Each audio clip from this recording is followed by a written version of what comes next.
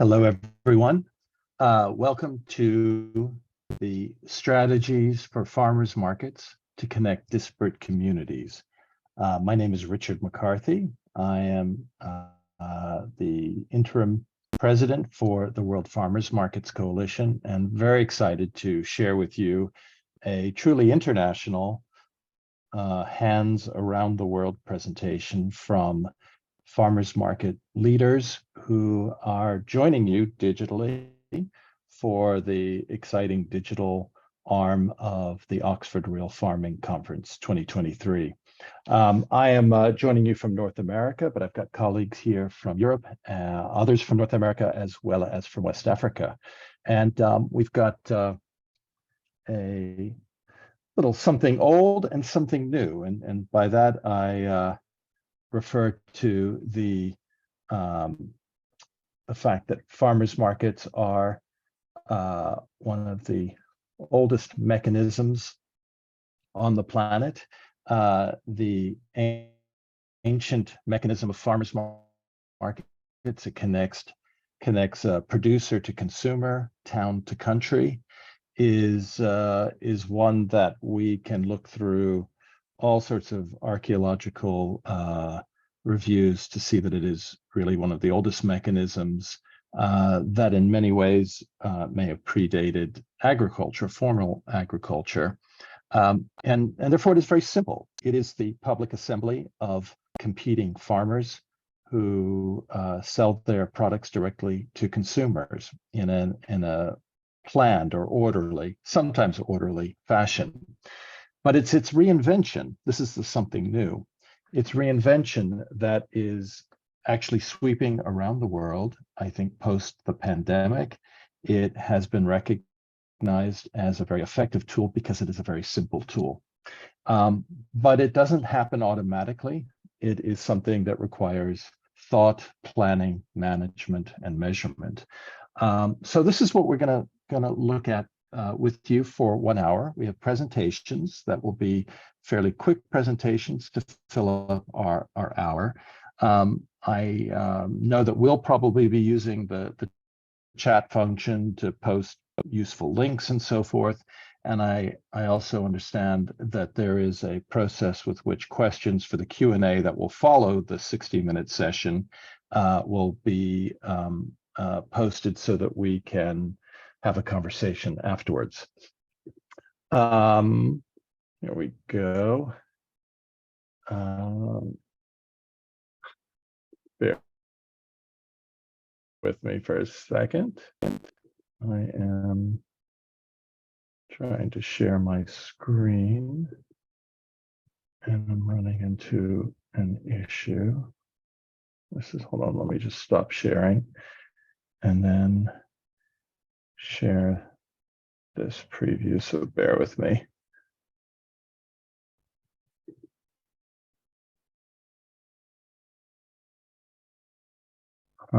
It's locking. All right, I'm going to pull it onto my other screen. That's so strange.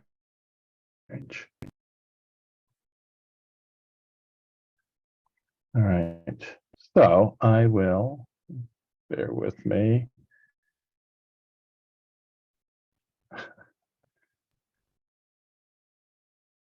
I will share screen 1.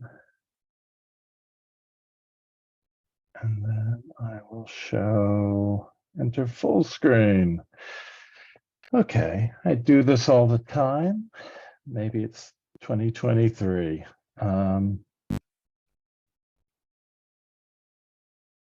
It's not letting me advance.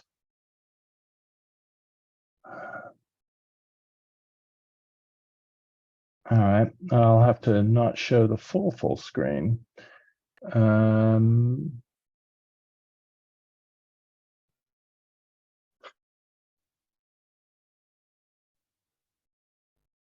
Not sure what's going on. All right. So here we go. My name is Richard McCarthy. I direct and the interim president for the World Farmers Markets Coalition. Just wanted to give you a sense of who you're going to get to see here.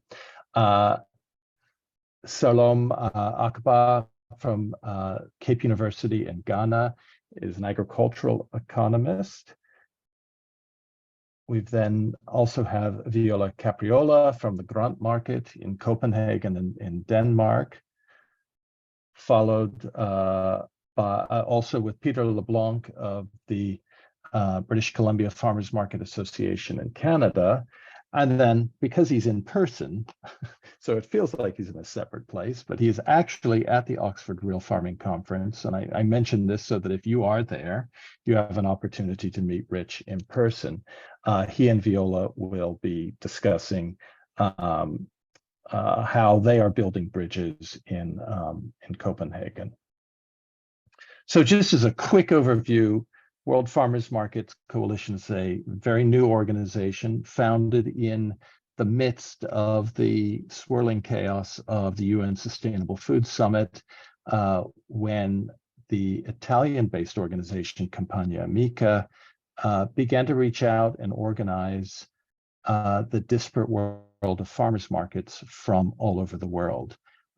Their model of farmers markets, led by farmers, by the largest farmers union in Europe, Coldiretti, reached out to the US Farmers Market Coalition and to the Canadian and to the Japanese and to Ghana and Uganda and Kenya and Bangladesh. And all of a sudden, the world of farmers markets really began to assemble, so that we began to recognize that these largely civil society reinvention of the original farmers market does represent a community of practice. And in this community of practice, we have over 50 countries, 60 member associations, all which differ greatly in scale. Over 20,000 farmers markets, which amounts to 20,000 farming families and 300 million consumers. This is extraordinary because this is a very new, young organization. We're having our first General Assembly in Rome in April of 2023.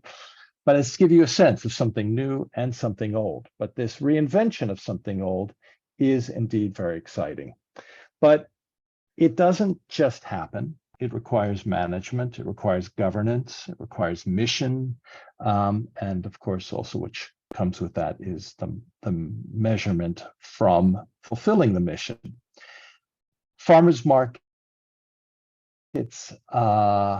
we have found in this community of practice is there is a recognized triple bottom line. We refer to it as the farmers market triple bottom line. But it also represents not just the outcomes that we look for, the beneficiaries that we look for, but the stakeholders that whose interests need to be addressed in order to have success. And success really comes in balancing the interests of farmers with an access to sale, consumers who seek access to fresh produce, and communities. And the communities is certainly a much more fluid and open idea. This is the communities that host markets, that host these pop-up physical activities that occur in a neighborhood, in a schoolyard, in a street, in a park, underneath an overpass or train station. This is the exciting thing about the farmers markets. They are organized activities, but they tend to pop up. So they're not in a fixed location with built infrastructure, which means they look very informal, which means they look like they just happen. But as we know, they don't just happen. They require a team with a clear set of goals, clear set of rules and regulations to manage them. And the management is not just checking temperature controls, as this image shows, but the management is to actually think about how to coalesce these three communities of farmers, consumers, and the host neighborhood or community that that hosts the market. This requires a lot of planning and effort and resources. And what happens when one of the communities you have great success reaching, but not the other? So if you have consumers who are excited for a farmer's market, but you can't get the farmers there because the town is too intimidating, or the message isn't clear, or the rules aren't clear as to how are they supposed to access the market, which generally operates on a standpoint that the farmers pay a flat fee or a percentage of sales fee in order to operate in the market. This requires thought from the market organization strategy in order to coalesce these three groups. So this is what we'll be tackling in this hour. And we've got insights from three very different settings that I think will be very exciting to share with you.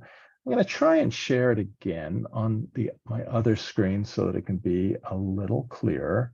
So let me stop sharing and introduce to you. Maybe you're seeing me twice if I do it that way, but I'm stopped sharing. I want to introduce to you Peter Leblanc from the British Columbia Farmers Market Association. Peter, are you there?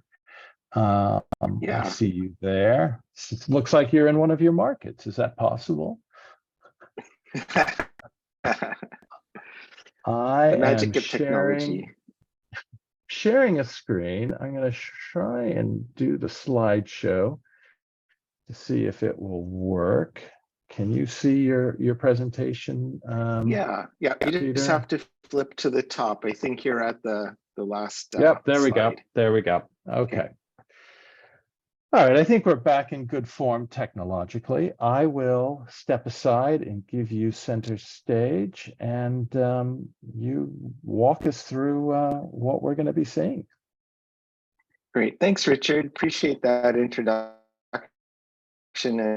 And yeah, just this group of people that's on the call today, many of us have met once or twice before due to the power of the World Farmers Market Coalition. So we appreciate having these opportunities to share our work more broadly. So I'm calling into you from British Columbia on the west coast of North America and Canada, and where I work with an association of farmers markets for our province in British Columbia.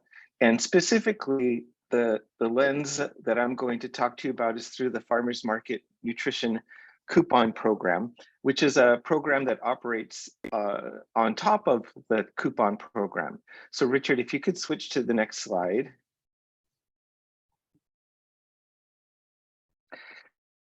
So in this situation, you're familiar with the farmers market concept, of course, but we have a program that is funded by the provincial government, the Ministry of Health, in order to support lower income populations in British Columbia, those that are most vulnerable according to the situation we have here in British Columbia, the ones that would most benefit from a program to access healthy, nutritious food.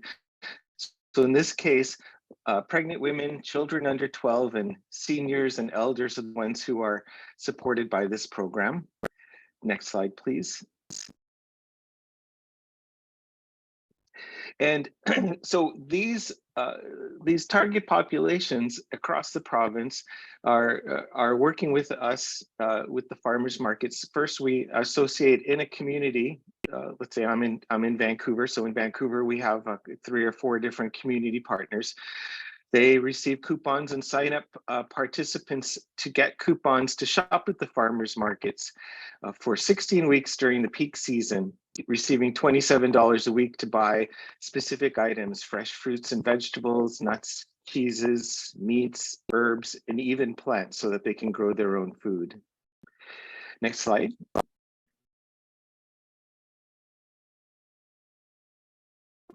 The community partners that we work with, in addition to being able to provide the partners who are opportunity to support someone is a newcomer to our country and they need support in what are the fruits and vegetables here and how to prepare them. Or if someone is a senior and they're recently widowed and now they're cooking for one instead of a larger family, how do they do that? If someone's budget has changed and they need to be able to eat healthy with less money. So our community partners are also helping them do that through this program. Next slide, please. Then the participants have got this connection to a community partner. They've got some support for their food literacy needs.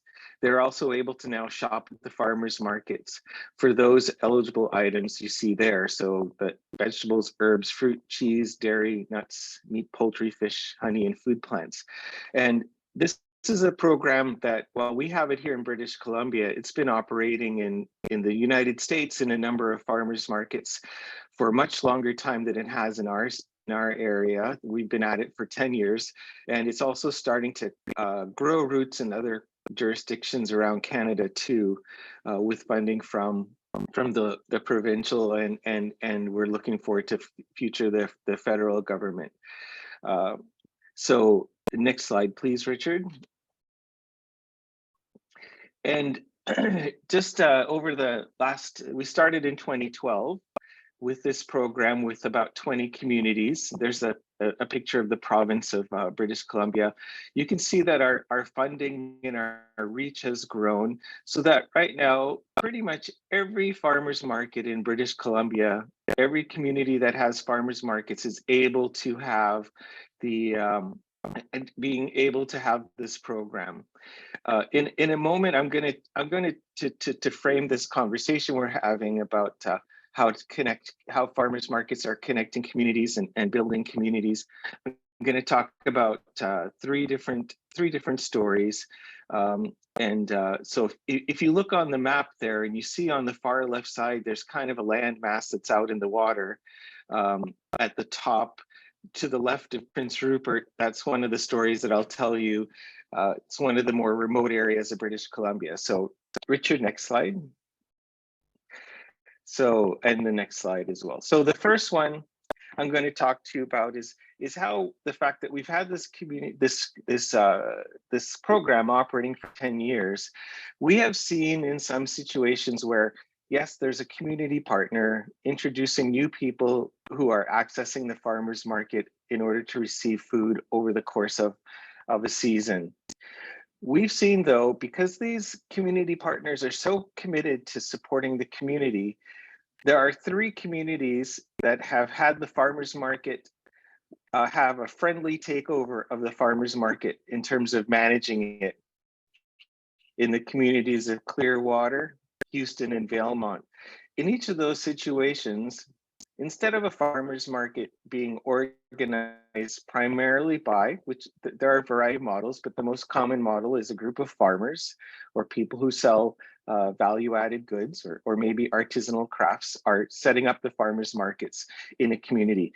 In this case, the farmers in these communities felt overwhelmed, burnt out, had trouble both farming and running a farmer's market. And so the community partners said, this is the work we do to support the community. We're going to take over your market. And the farmers were very glad to be able to focus on doing what they do best, which is growing the food and supporting their community that way. And the community partners added another tool to their tool belt of how can they support their community. So they run the market simply as a function of their organization. That has made the market itself be a much more integral part of the community and even more embraced by the community itself. So that's story number 1. Now, story number 2, Richard, next slide, is that remote island that I was telling you about, Haida Gwaii. This is talking about how a community comes together. Haida Gwaii is a very rural and remote area. The entire island has 4,761 people who live there. For the most part, the residents there is the Indigenous community that's lived in British Columbia long before us settlers came.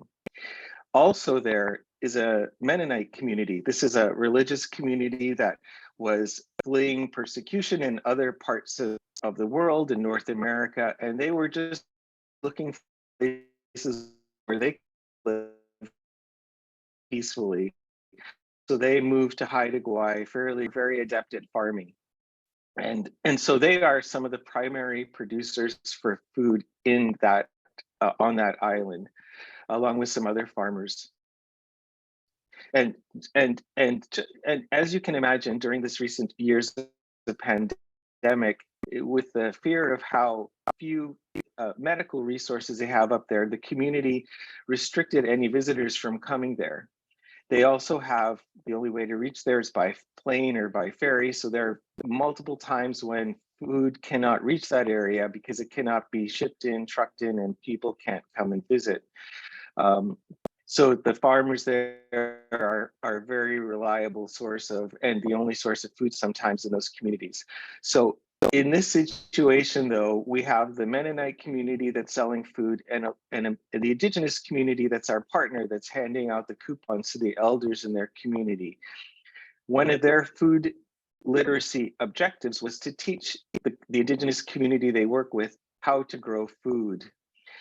In this, and so they then approached the Mennonite community and said, can you come and teach our elders how to grow food? And shortly after that, a partnership was formed where farmers from the Mennonite community were coming out to the reserve where the Indigenous community lived and helping them build and repair fences, teaching them how to grow food. And these were things that had not happened before because the communities simply lived in peace alongside each other. Now they live in peace working together. So that's another story of how this coupon program and the farmers markets found a way to build and connect the community. And then the third and final story I have before I turn it back to Richard is the fact that we found that the farmers market is able to respond in times of crisis. We have another community.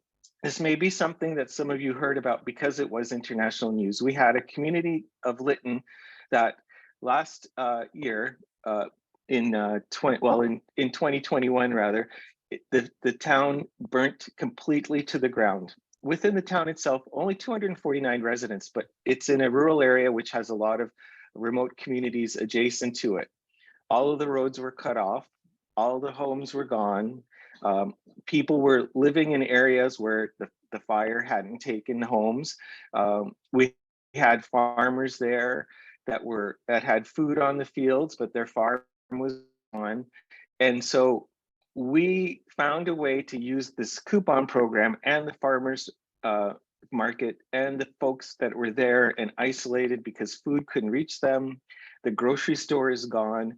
The farmers markets were able to bundle up the food, and folks in the remote communities were able to find ways to get around the fire, pick up the food and deliver it to those folks who weren't able to access grocery stores or any other place to shop. So this is still continued to this day, even though the town is starting, the fire is over, the town is starting to rebuild, there is still no grocery store. So we find in several places in British Columbia, the only place where you can buy food is at a farmer's market. And this was certainly the case in Lytton and really amplified that. But it showed how even though the supply chains were completely unavailable anymore, farmers were able to work together. Both the farm community could have access to some fresh local food. So that's the three things that I wanted to share with you, and I'm looking forward to hearing what my other colleagues have to share as well. So Richard, back to you. Thanks for helping with the slides. Peter, thank you so much. Thank you for highlighting, in particular, what the role of agility is in managing markets. Your story of Lytton brings back memories from when I ran farmers markets in New Orleans, and when Hurricane Katrina flooded our world. It was the markets that rebuilt community, rebuilt food access, rebuilt a sense of hope as food became emblematic of a possible future. Thank you for highlighting that role, as well as the strategy of farmers market nutrition programs deployed as a strategy to reach those shoppers, vulnerable shoppers, the elderly who otherwise could not or would not access the market. I can see we already have some questions that have started to come in, so I know we'll have a great conversation afterwards. So thank you so much, Peter, for sharing that story from North America. We will now move from the north to the south, where very excited that Selorm Akaba, the agricultural economist at Cape Coast University in Ghana, will join us and share a place that we think of as markets galore. There are markets all over Ghana. Isn't Accra just one giant market? But I know that from the research and the work you've been doing, providing technical assistance to small farmers, what you're beginning to explore is a very different model of managed markets with very clear outcomes. So let me get things set up with you and share my screen, because I'll be driving us through here with slideshow, not enter full screen, which is where I ran into problems. So I will get out of the way once I share the screen, and hopefully everyone can see that. And Selorm, over to you. Yes, if you can go to the first slide. Sure. Go ahead. Thank you so much. I want to confess that I'm so much excited to be part of this historic moment as far as the World Farmers Market Coalition is concerned. Yes, I'll be talking about the strategies that we have been using for the past almost 2 years in trying to bridge the gap between the rural and the urbans, especially in terms of the farming and then the consumption of the farm produce. Yes, I'm from the University of Cape Coast, and for the purpose of interest of the university, recently we have been ranked as the best university in Ghana and in West Africa, and the 4th best in the whole of Africa. And it is because of these kind of demand-driven projects and research that we have been conducting that help us to be able to get to this fit. We are not ready to relent our house, but we are ready to be able to push forward to be able to make a greater impact in our society. If we can move to the next slide. Yes, so by the way of introduction, in Ghana, we have a larger population of our citizens being in the rural areas, and these people are mostly into farming activities, and their production is on small scale basis, less than a hectare or half a hectare, and most of them are mainly producing for subsistence and the surplus being sold out. And based on this, there has been an increasing level of urban migration, where a lot of the youth and women try to move away from the villages to come to the cities to be able to make life out of their efforts. And this calls for the need to increase productivity in agriculture, since the population that is into main agriculture is reducing. So if they are able to produce this thing, they need to be able to send it to the consumers. And here we can look at it in such a way that if the produce are being produced in the urban rural areas and they are needed in the urban cities, then there is a need for us to be able to have that gap, the linkage between these two people, where the middlemen or the intermediaries come in. And these intermediaries operate in ways where individual farmers tend to work just to give their produce at a lesser price or benefit to these particular intermediaries. However, the moment the produce gets to the urban cities, it tends to have a higher cost to the consumer. So where do we go from here?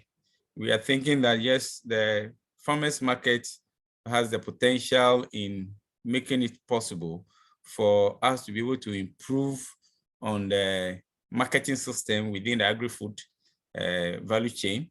And for us to be able to do that, we came together to be able to establish such a thing for about 1.5 to 2 years now. Next slide. So for us to be able to boost this one, there's a need for us to be able to see what the producers can gain as far as the rural folks are concerned, and then what the consumers must also gain. Through the vertical coordination within the agri-food system, we want to see these two key players within the value chain benefit from their sweat, rather than the individual within these two groups getting higher margin than the ones who have invested a lot into this. That is where the farmers market comes in.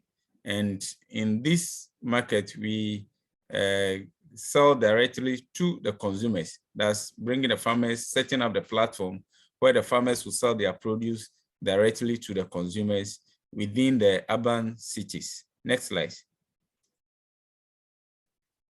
Yes, so the initiation starts where the University of Cape Coast has been running Open Farm Day for the past 10, 20 years that I've been here.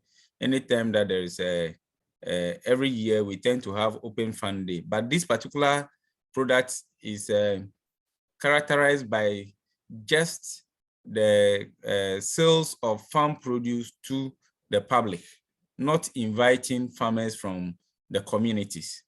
So last 3 years, I was given a course to teach. We call it vertical coordination in the agri-food system. And based on that, I started questioning the status quo. We have been helping these farmers to produce.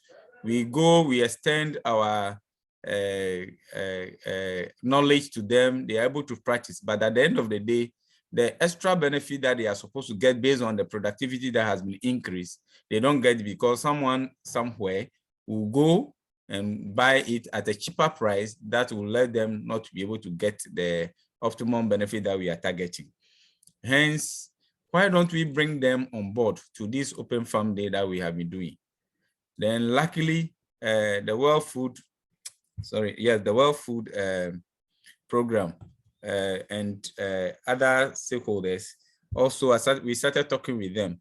Then we came across a World Farmers Market Coalition that has invited us, went to the meetings with capacity building, got a lot of knowledge from them, and we started organizing the farmers market.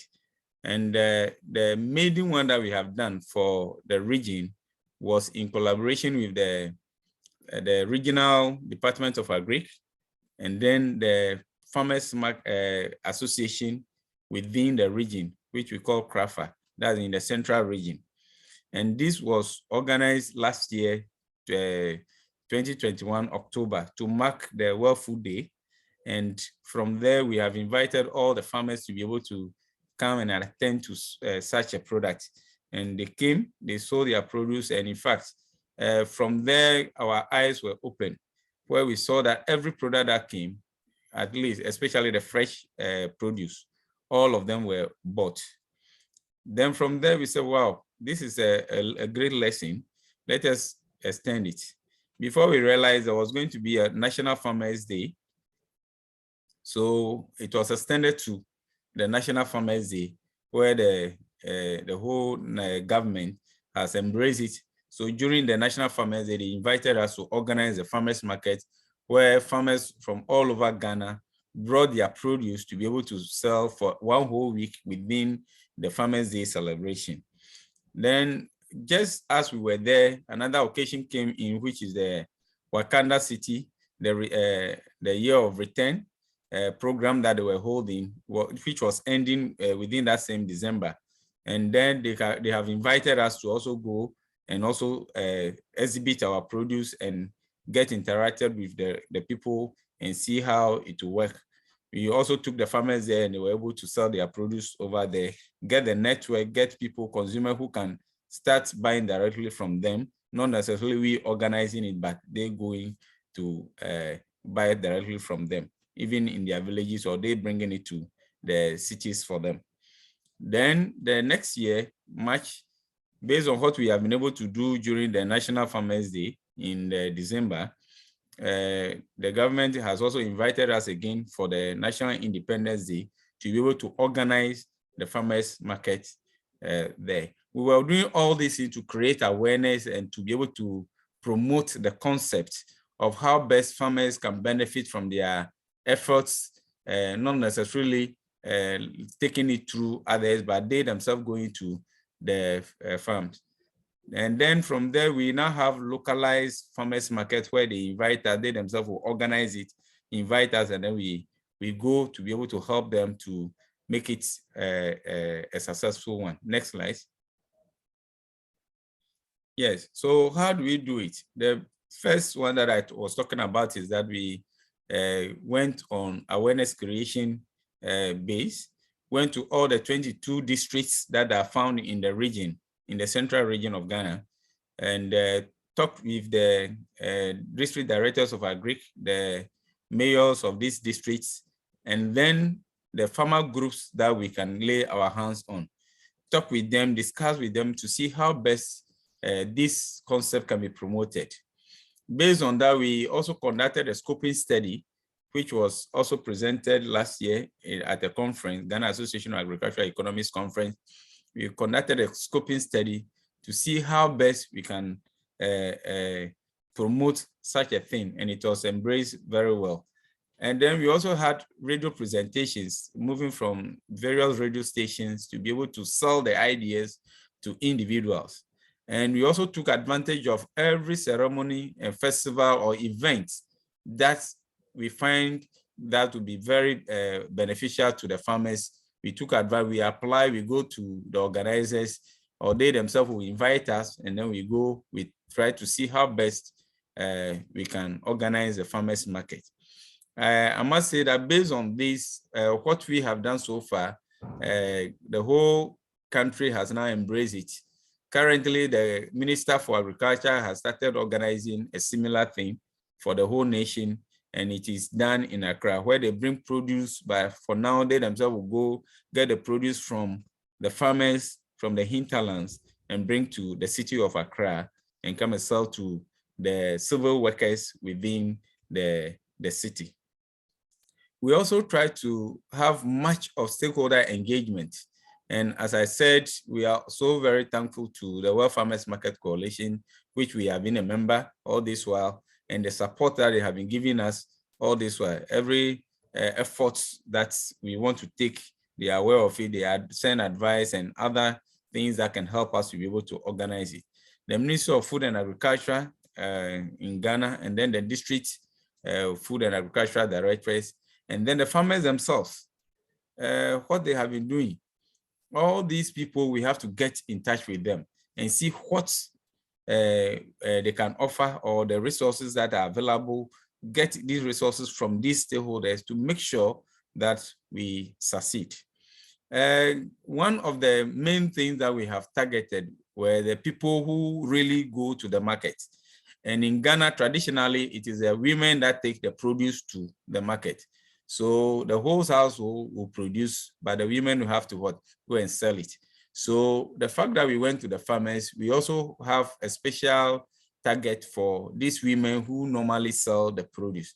And then the youth who are now shying away from agriculture, we have to target them. So the next slide will tell you something about the youth. In fact, when you look at the first slide, yes.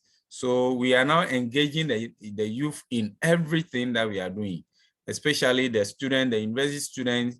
If you look at the last slide on your left, the university student who is an intern with us this year has been educating other students, the junior high students who also came, educating them about the farmers market concept. And another area that we were looking at is our ability to network and then build capacity. As we said, we need to be able to look at the people who are there already, get ideas from them. So from Peter, from Richard, from Viola, and from Rome, Carmelo and his people, they were all ready to help us. Anytime we want to organize something, we seek advice from them. They give us the necessary support that helps us to be able to get to where we are today. Then we also use the social media platforms a lot. We need to be able to have structures in place. So we have created a network where the practitioners are on that platform. We discuss things that we are supposed to do and how best we'll be able to do it. We have also organized stewards who are mainly the youth, male and female youth, that are the stewards that will do the walking and then the activities that we are undertaking in terms of mounting the tent, loading or offloading the produce from the vehicles, arranging them, pricing them, and helping the farmers to be able to do the right things. And all those things, these youth who we call the stewards tend to be the ones that normally help us to be able to do that one. And then instead of dealing with individual farmers, we mostly rely on the farmer-based organizations who are ever ready to be able to help. As I said, the nature of the farmers over here, they produce on smaller scale basis. So for you to go to these farmers individually, the cost implication is very high. So the farmers as an organization come together and can even bring their produce and give it to one person to bring and come and sell at the market. When they get back to their houses, they tend to share the dividends that comes about it. There are also sponsors. For the first one that we've organized, for instance, the Vice Chancellor for the university and the Dean were the main sponsors of this. The subsequent one, the Regional Minister of the Central Region, has taken it up, and almost every time he tries to be able to sponsor, she tries to sponsor us. Currently, she has even bought us 50 foldable chair tables and then 100 chairs that we even use for the recent Christmas farmers market that we have dealt with. And then there are community of practice where I talked about experts who are in the field already, who are also ready to be able to share ideas with us and even come to support us in diverse ways. And our ability to be able to do this is with funding and logistics. We mostly go into personal finance. The committed ones tend to contribute their own resources to be able to deal with it. From there, since the region has taken over, the Regional Coordinating Council is now sponsoring most of the things that we do. And for the university that is championing this particular farmers market in the region, in fact, in everything that we are doing, they are ready to be able to support that in terms of logistics and funding. We can't take the regional minister out because she's very, very passionate about this and now has declared it as part and parcel of the regional activities that we have to be doing every quarter. There are others who also, in one way or the other, tend to come out with ideas and resources to be able to support us. Next. Richard, next. Yes. So the way forward, where we are getting to, yes, we have started and we are learning, and every time we want to see how we can improve. So we're thinking about scaling up to the whole nation, to every district, to be able to have such a farmers market, and even beyond the Ghanaian economy, because we have contacted other people from Botswana, Sierra Leone, Liberia, Nigeria, who are also ready to be able to adopt such a concept. But we also need to get this capacity building to be able to get the ideas about how best to be able to deal with it. Another area is ownership and sustainability, where we could see that these farmers who are becoming are so much eager and interested that they themselves want to contribute in one way or the other, so that it becomes their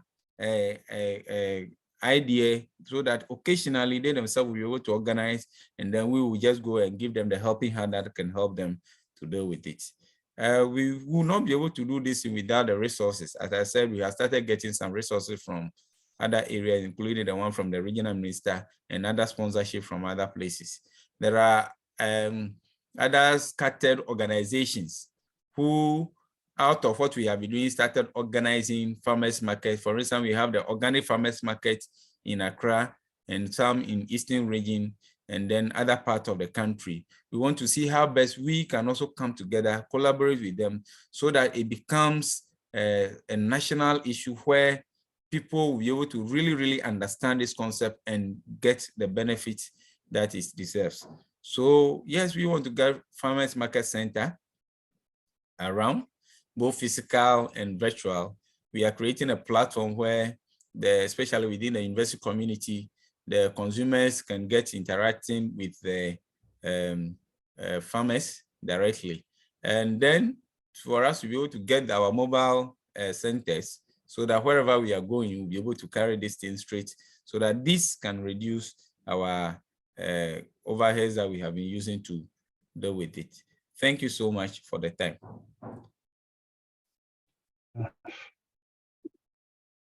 So, thank you so much for your presentation.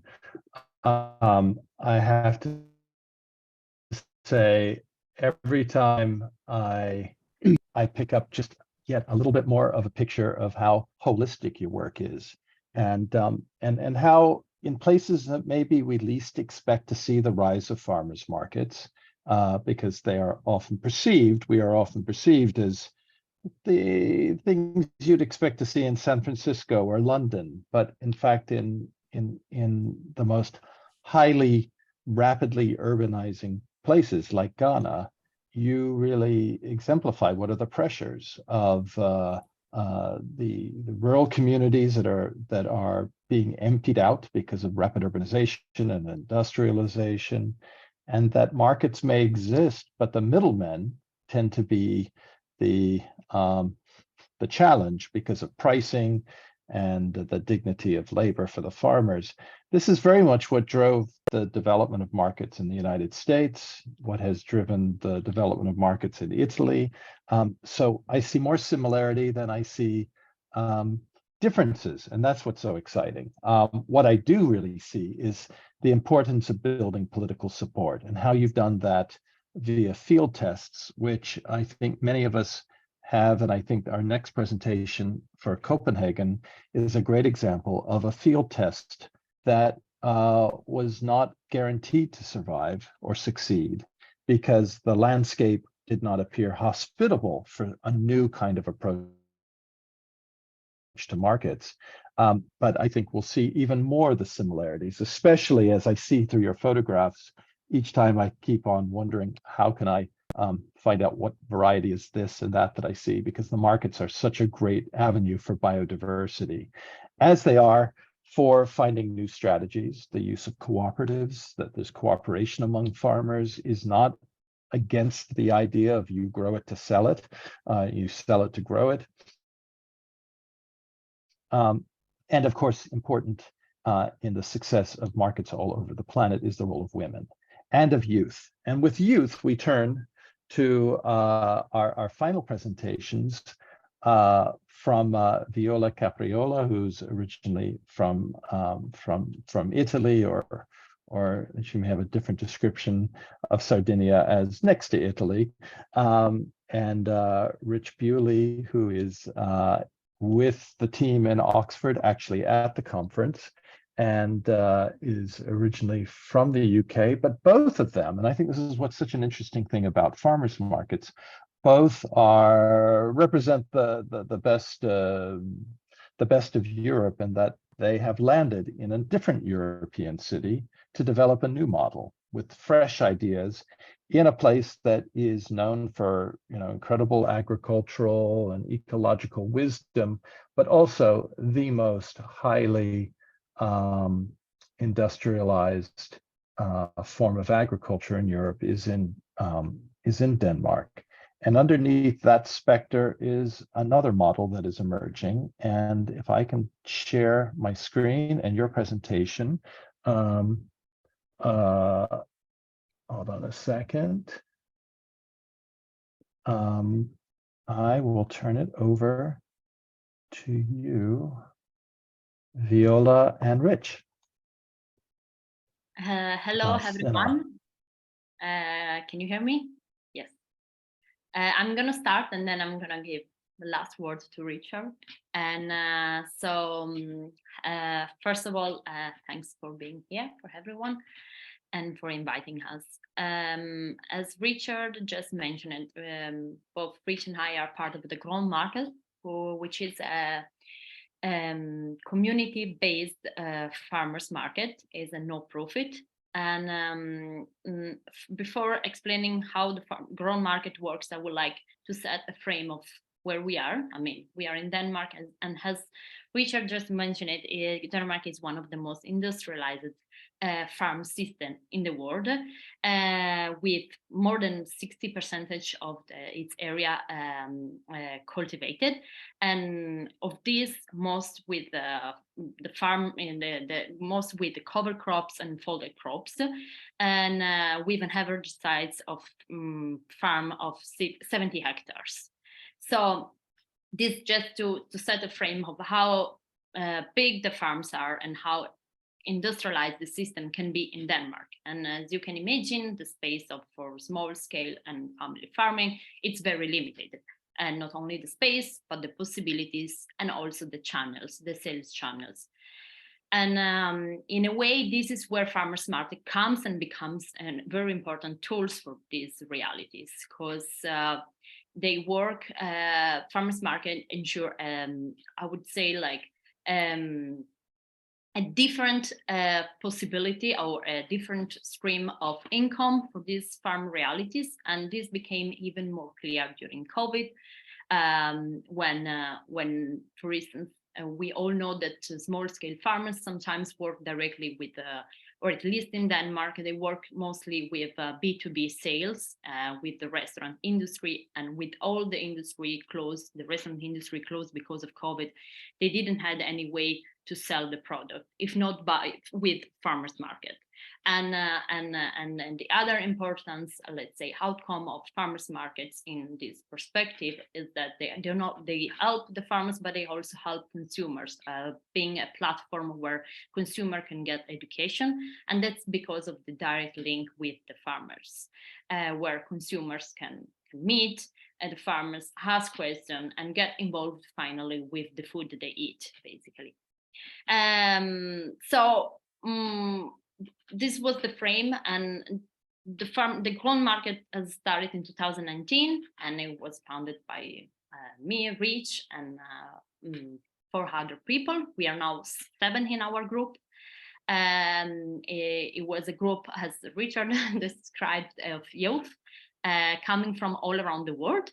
Right now, we are 7, as I was saying. It's me from Italy, Rich from UK, Mia from Australia, Virginia from Argentina, Julia from Brazil, Jared from UK, and then Yunus finally from Denmark. He's actually from Bornholm, and we always joke because Bornholm is a small island in the south of Sweden that is still Danish. I mean, part of Denmark. Why we decided to do a farmers market? It was because we wanted to have access to good and healthy, sustainable and seasonal local food grown by those realities that we thought like were doing good for our like system.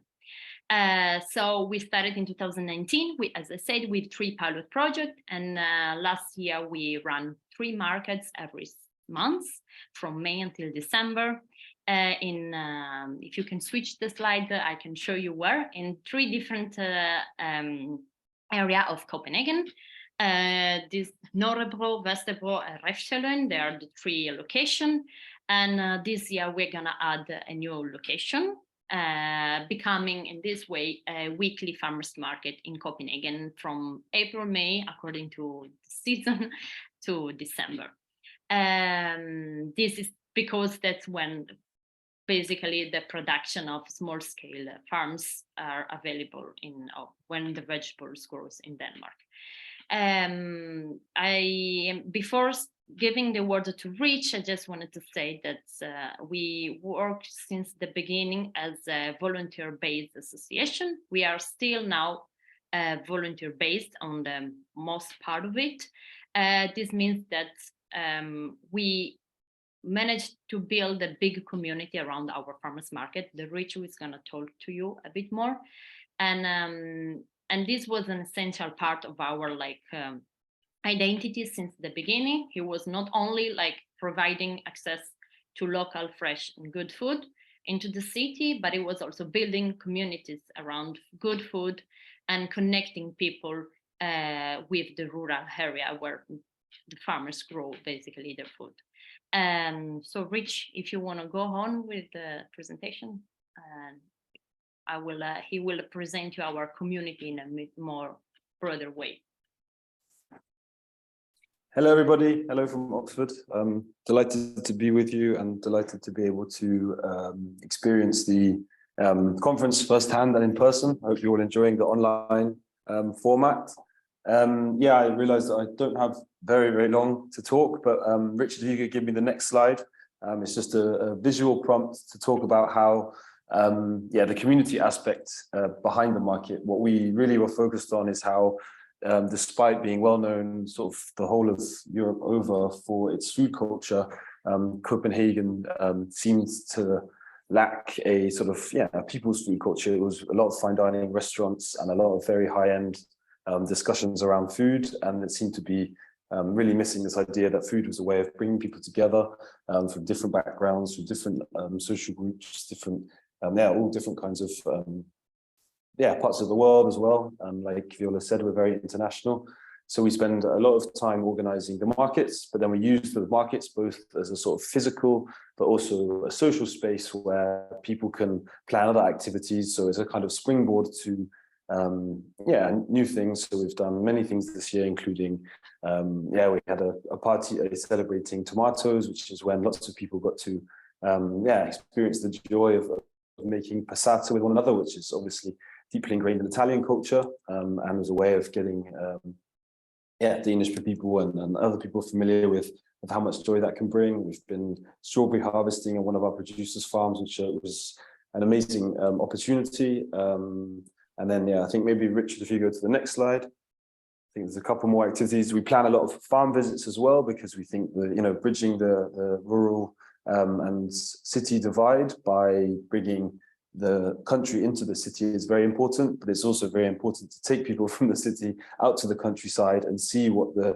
you know, the physical representation of the labor that goes into all of this farming and how people engage with nature sort of on site is really important for people in the city to understand where all their food comes from. It's one thing standing at a farmer's market booth and talking to the farmer and him explaining or her explaining where all this produce comes from, but seeing them in the fields and hearing them talking impassioned about the way they grow their food really instills something that I feel is missing, perhaps because of what Viola and Richard have mentioned. The scale of industrialization in Denmark is almost like you can't put words on it until you see it yourself, until you drive through the Danish countryside and know what it looks like to see a giant factory of you know, barley feed for pigs that are all hidden in sheds. It's indescribable, and the attendant result of that is that there's so much alienation between the food people eat and the way it's produced, and really that's the main message of our market is to try and put an end, or at least to try and sort of challenge that alienation by bringing people closer to the way the food is produced, to the way it's distributed, to the way it's exchanged, and finally to the way it's consumed. And I think if you go to the next slide, we were lucky enough this year to get some funding to organize a harvest festival, because as Richard said, you have farmers markets are an ancient practice, as to our harvest festivals, and particularly in a country so alienated from its food culture, the harvest festival seemed like a perfect entry point to say, okay, this is where we all gather around to celebrate something wonderful, that is the food that has been produced throughout the fruitful parts of the year, as we move into the less fruitful parts of the year, where we gather around our tables and we thank thank the earth and we thank nature for giving us such a wonderful harvest. Just another addition to things that we do and things that we're looking to build on in the future is to try and build other bridges beyond the rural and city divide. Obviously, Denmark is a very sort of high-income country in Northern Europe, and the profiles of our farmers market attendees tend to be the wealthier people in society, and we're really pushing to find ways of developing the farmers market model to be able to reach people in as most sort of open and accessible way as possible.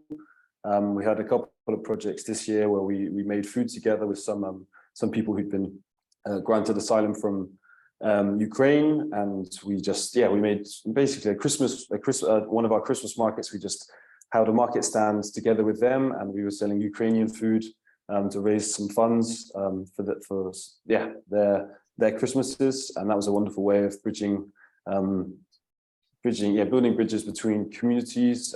And also we developed a care bag initiative, which was based on a model that we picked up in discussions with others from the World Farmers Market Coalition, in which people came to the farmers markets, and as they were shopping, they donated small, medium or large care bags, which were then delivered to a deportation center for people who are waiting to hear about their asylum requests on entrance to Denmark, and some people who have been rejected from the asylum system, who would otherwise have almost no access to fresh, good quality food because of how terrible the asylum system is managed in Denmark.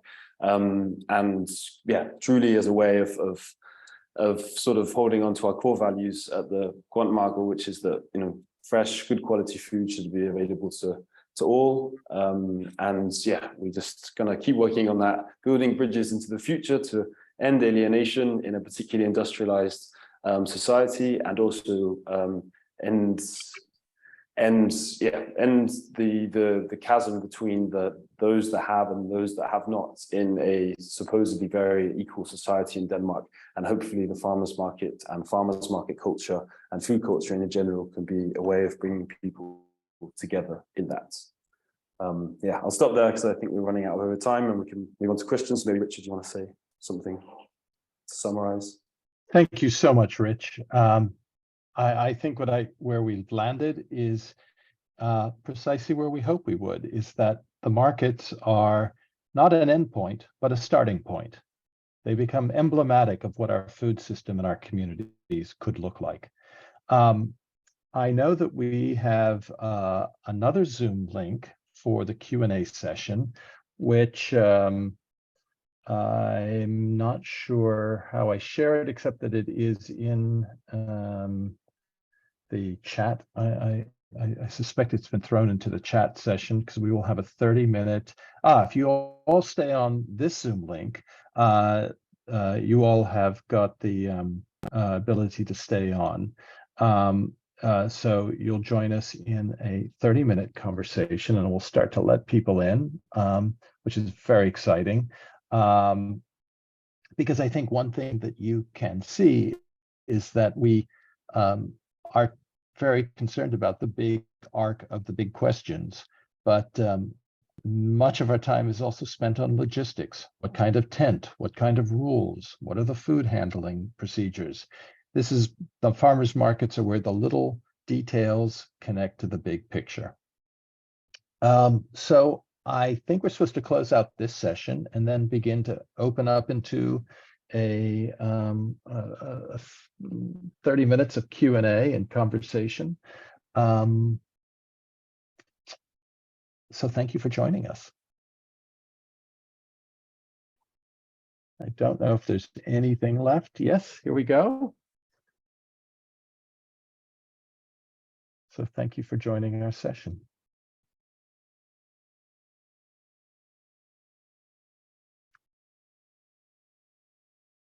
So we'll give people a few moments to come and join us, and believe that some questions have worked their way into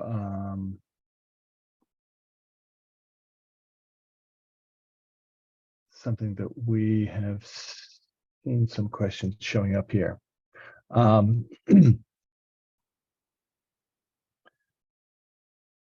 So there's still folks joining us, so I won't dive in too quickly. I want to thank everyone for giving such well-structured and really diverse presentations. I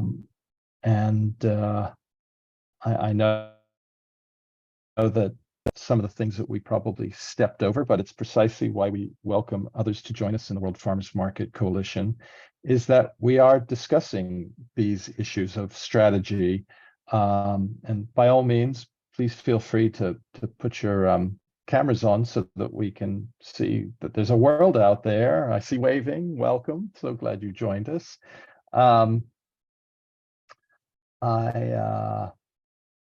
We'll dive in maybe to one of the questions, and maybe Peter, if I can put you on the spot to this question, as a very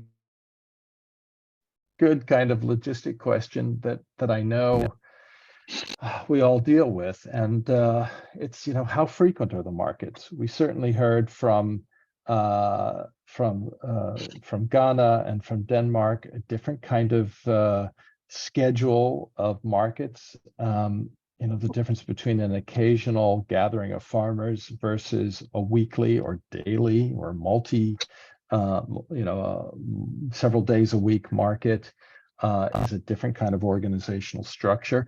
But there's a very good question about how frequent are the markets? Do farmers pay for their stall space? This addresses issues of what do they bring? What do markets provide? And then, of course, one of our favorite challenges is the bureaucratic maze, the bureaucratic systems that we have to go through to operate. I know we all operate in very different kinds of settings, small town, big city, province or county may have different kinds of rules and regulations. Do you have some insights, Peter, that you could share with us on some of those questions, which I think are where many markets fall and rise? Yeah, well, so we're in Canada, and so when it comes to farmers markets, how often do they operate? So because it's now winter in Canada, so that means a lot of the growing season kind of gets curtailed. However, farmers markets, there are, of the 88 communities, there's probably 25 markets that operate year round. So they're using things that are storage crops and value added. But it's not unsurprising with climate change that you can still see a certain amount of leafy greens that are coming up from time to time. And even that remote community I talked about, Haida Gwaii, they actually operate their market year round because they're in a microclimate that allows them to produce year round. As far as each market sets their own fees and their own schedule. In our situation, markets typically run once a week, maybe twice a week if it's a large urban area, and they'll pay anything from as 10% of their sales, or maybe dollars, or up to, if they're in a very popular urban market that has a lot of commerce, they can pay up to $40 or $50 for an 8-foot table space. Yeah, though we're finding that as climate change, which isn't this topic, but it's a big topic for us, that in the summer, we're finding it hard sometimes to operate markets when there's fires and floods and heat that's excessive. That's having a bit of an effect too, but that was kind of the nuts and bolts of it, Richard. There's probably other folks' contexts are slightly different. Mm-hmm. Well, I think we'll sort of go around the circle. If I can jump in, I think you're absolutely right, Peter. There are different models, and certainly the food handling regulations and permits and zoning tends to be where most is sort of the first stop in gaining approval to run a market. But I think this comes to something that Selorm presented very clearly, which was building those allies in places that may not really value the farmers market, at least not initially. It requires some very nimble politics in terms of how to explain what are the goals, what's involved, will this provide competition with what exists, or as I think this question came up also that I maybe could address, was a question coming from London, where certainly there's a legacy of street markets, which street markets, and of course throughout England there are market towns where there's a revolving roster of peddlers who come in and set up, and these are very accessible working people's markets. The rise of farmers markets have appeared where those who are adventurous with food, the sort of food forward crowd, the foodie middle class crowd, have been often the first rallying cry around the farmers markets, the largest group of consumers, which results in the problem of the farmers markets appearing to be a club, to be places where white middle class people congregate. And if you introduce programs like vouchers, like Peter described the farmers market nutrition program, so vouchers for low-income shoppers, is that enough? Or is it still an intimidating place that seems as though everyone knows each other who's operating here, and you come as an outsider on some kind of public benefit program? Is it intimidating? Will they come? And if I can just quickly respond to this, and Peter, not for you to dominate the things, but I know you have a great history of working in this program of how to make the markets more accessible to low-income shoppers. Is hold on, I'm just going to quickly admit a few more people. Is what do you do about that? And I can only go by what I've seen work very well in New York City and what we did in New Orleans, which is that if you expect people to come to your show, to your production, to your community, the community of the market itself, it may be important to go to them first. And a program that we found very successful in New Orleans when we introduced the Farmers Market Nutrition Program, this was targeting seniors and women with infants and children, was that we would go to community centers first, and we would play a special version of bingo that we had developed that was farmers market bingo. And we would use the game of bingo as an opportunity to describe what to expect at the market. And so they already had, and it was a fun game. The prizes you win with the special farmers market bingo was products from the market. But it was an opportunity to build trust, to build social trust, which is otherwise so hard to overcome. And then the community centers would organize a group outing, whether it was seniors or in the WIC in the US, it's the Women, Infants, and Children Program Center, would come en masse. So maybe a group of 5 or 10 would come to the market as a community. And we found that did alleviate some of the stress and anxiety of venturing into an unknown place, a farmer's market. That takes a lot of organizational girth. It takes staffing, it takes resources. And I think when you look at the Grand market structure, which is beginning to really venture into this outreach of how to use and leverage the market, to do it with volunteers is a struggle. It really takes a lot of capacity, whether it's volunteer capacity or staffing, paid staffing. It takes a lot of capacity to approach the outreach to new communities. So I don't want to dominate that question, but when I saw it, it excited me greatly, because this has been one of the challenges is that farmers markets emerge. The brand is that it's a foodie destination, and how do you juggle the foodie destination with the food security goals that most markets have in their core? I'm more than happy to turn it over to Peter if you wanted to say something quickly on that issue of how to rebrand the market as approachable, accessible. Well, yeah. So just I have just three things I think that I'll point out that were very helpful for us. And first, I'll tell you what our results are.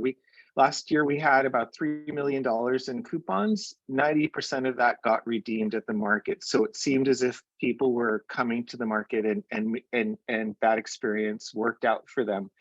We invest time in launching the program every year, where we orient our community partners that we're working with, about 300 of them across the province, to explain to them how to make this experience comfortable for participants. The farmers are offering amazing vibes. Like when someone goes there with a coupon, there's a sign on their table that says they accept coupons, and the farmers are very happy to see them because they both want to make a living, but they also want to feed people well. So their experience someone has if they go to the market is much better than if they go to a grocery store in terms of the relationships they get to build with the farmers and the people there. The farmers are also very responsive when participants come. Someone came up saying, I'd like to get meat, but I only eat halal. The farmer said, I don't know what you mean by that. In the end, the farmer hired that newcomer to their operation. So the relationship was built there. And also we give the markets audits. We ask the markets audit themselves. Are you accessible for the community, for the coupon users, so that they feel comfortable? Or if they are mobility issues, do you have spaces for wheelchairs and close parking? If there's variety of languages, do you have signs on your table saying who can speak which languages so that they feel more comfortable? So we do a bunch of that stuff, and I'll post in the note a link to our program so that if any of you want to reach out and ask more questions about our strategies or get some of our tools, that'll be available. Thanks, Richard. That's great, Peter. And I'm looking at the chat since you all are now in Zoom. You can see that, and any of my colleagues, if you want to respond to any of the questions in chat, I think that's a great thing to do as well. I do see some great questions, in particular about other direct marketing strategies like CSAs, community-supported agriculture. Is how do markets interact with them? And there's a very interesting question, and I do certainly want to frame things within the cost of living crisis that is certainly fallen upon the United Kingdom at this moment.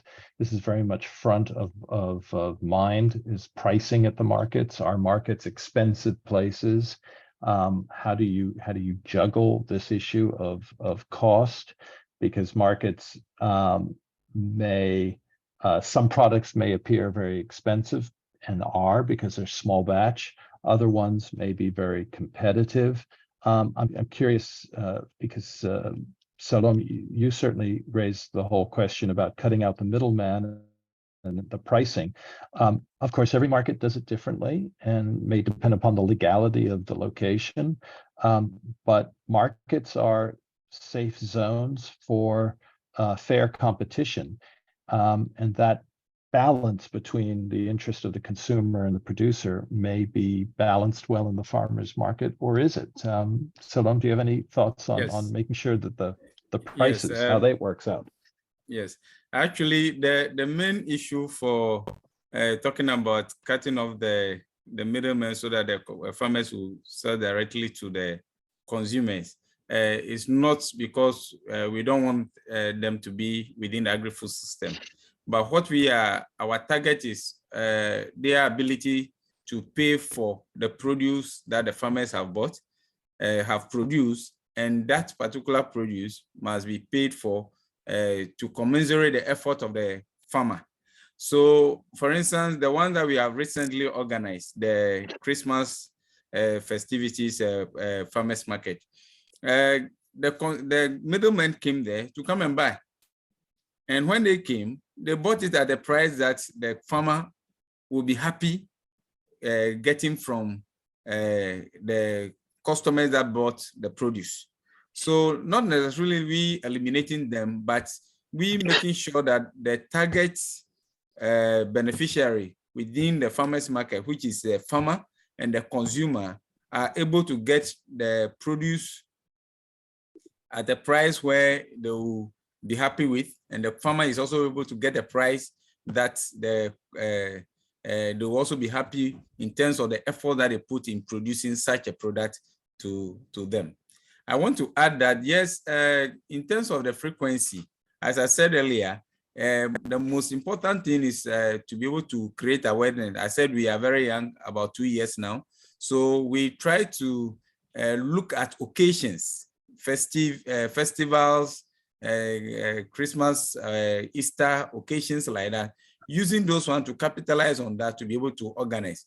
So we don't have a regular meeting at the moment, but almost every other month, we try to organize one that will create the publicity, and it's catching up with the community as far as the Ghanaian community is concerned. Thank you. Thank you, Selorm.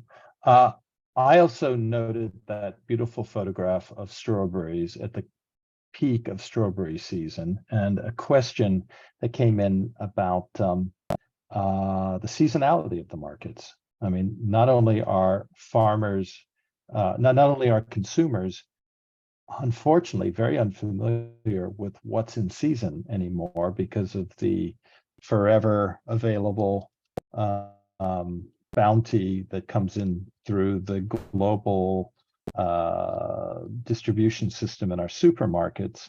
But our farmers markets are having to compete with those choices among consumers.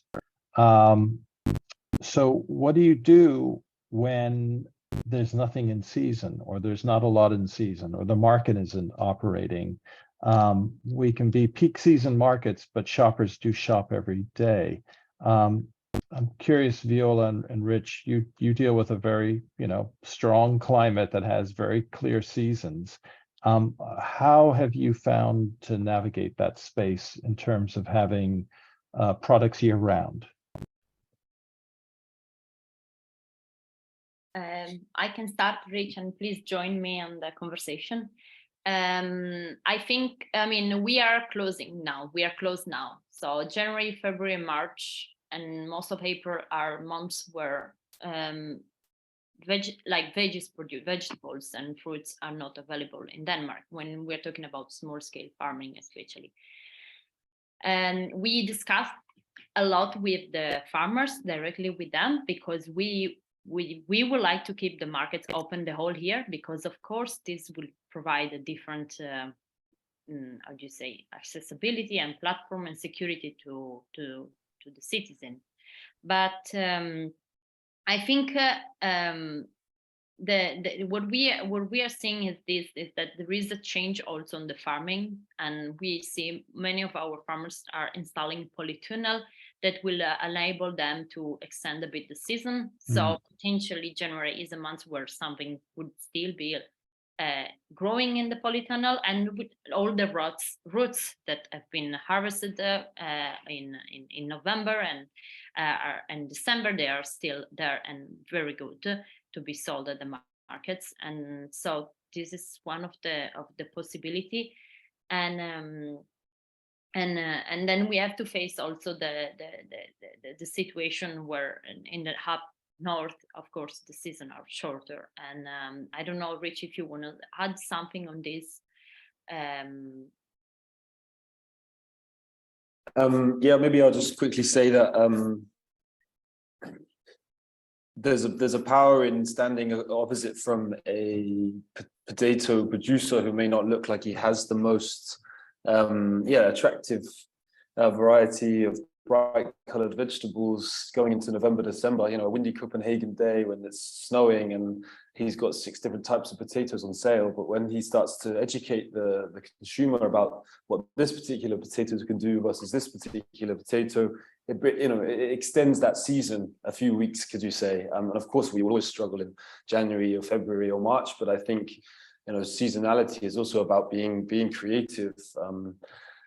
Pickling culture exists almost entirely all over the world, and that kind of thing is something that you also learn from the producers who have usually tend to have much greater knowledge about that kind of thing. And also the markets themselves can function as platforms for those kinds of things. I mean, maybe looking to the future, it would be nice for us to run those kind of workshops, tapering off into the autumn, winter months about how you preserve, how you get ready for the low season, as it were, in countries like Denmark. And in Scandinavia, it's a very common thing or it has traditionally been, historically, before a lot of that knowledge has now been lost about how you prepare for exactly these seasons when there are potatoes, onions, and beetroots, and that's about it. But yeah, that's all I had to add. Yeah, fermenting, it's a possibility also. Yeah. Well, I think that one of the things I've noticed in the decades that I've been working in farmers markets is that they are not fixed in time. Many markets evolve. They may begin with just a handful of farmers who are able to take the risk. They may or may not be very good at retail. I think one of the things that Selorm pointed out was the role of women in markets as vendors is very much a constant in Africa, I think East and West. But in the farmers markets, what we find with the agricultural enterprises is that the women tend to excel and are much better at selling than many of the men are in the markets. You begin to see a reorganizing of the division of labor and power in the households, where the women read the signs in the market, begin to shape and determine what gets grown in the market because of relationships with customers who come with seed catalogs or menu ideas, so that they do begin to evolve. And I think the markets that respond to what consumers are looking for does help to grow a more resilient market. They can handle some of the shocks that are thrust upon them. And I think, Peter, you talked about the shock of an entire town burning down in fires. Those are maybe extreme shocks, but that this is an opportunity for the markets to become places for learning. And the platforms for learning are entrepreneurial as well as agricultural, so that the markets become these regenerative showplaces where markets move closer and closer to the idea of good, clean, and fair food for all by interactive learning inside the market and responding to consumer demand. I know I've put a couple of links in the chat, as I think some of my other colleagues have.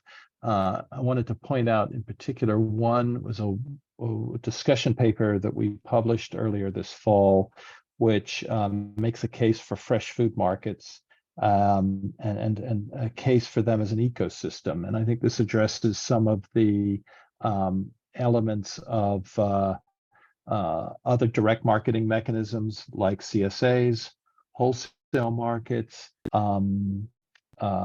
on-farm work, that there is a growing desire to simplify and make direct connection between farmer and consumer and place. So the people, place, and product is a persuasive call to action. We are about to expire. We have a little under 2 minutes. We really are grateful for you joining us on this session. We're grateful for Oxford Real Farming Conference to give space for this discussion of the rather purposeful reinvention of farmers markets as a strategy to rebuild community between urban and rural, between producer and consumer, and to begin to create a community that is based on new shared activities. So please continue to join our conversation. Each of our organizations have a presence online. The World Farmers Markets Coalition is a very new food coalition recognized by FAO. And we would love to see more of you join us as we grow. I do know that in the UK, the farmers markets are built upon a very robust movement of farm shops, as well as a history of market towns. But the rise of direct marketing farmers markets is still new and fragile. And we hope that the growth of them will occur by connecting with some of the expertise that is bubbling up all over the planet. I think with that, we'll probably just suddenly disappear. I don't know how we will end, except I just wanted to thank everyone, my colleagues for organizing such marvelous presentations, and for all of you joining us. And we hope that we see you beneath the tents and umbrellas of markets around the world, or in meetings like this, or online. So thank you so much for joining us. Thank you. Thank you. Bye. Bye-bye, everyone. Goodbye.